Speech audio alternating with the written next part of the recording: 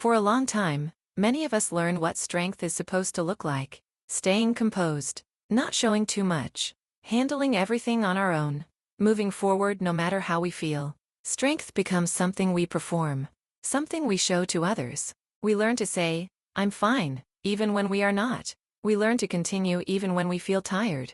We learn to hide the parts of ourselves that feel uncertain, fragile, or overwhelmed. And for a while, this kind of strength can feel necessary. It helps us move through difficult moments. It allows us to function when life feels heavy.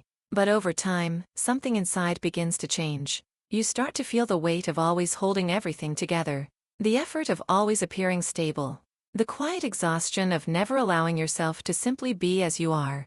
There comes a moment when performing strength no longer feels sustainable, not because you are weak, but because you are tired of carrying more than you need to.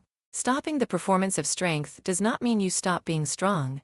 It means you redefine what strength is. Strength is not always about holding everything inside. Sometimes it is about allowing yourself to feel, to acknowledge when something is difficult, to admit that you do not have all the answers. There is a different kind of strength that is quieter, less visible, but deeper. The strength to be honest with yourself, the strength to sit with your emotions without immediately trying to fix them.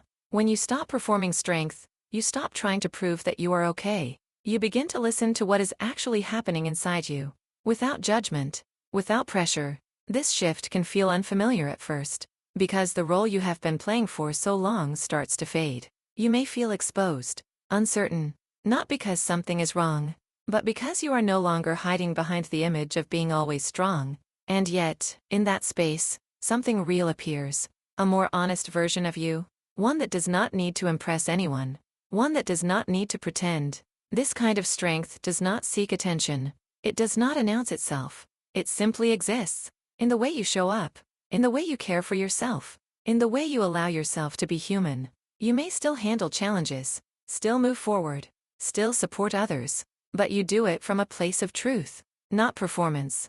There is relief in no longer carrying the expectation of always being strong, relief in allowing yourself to be real. And sometimes, the moment you stop performing strength is the moment you begin to feel it, not as something you show, but as something you quietly become.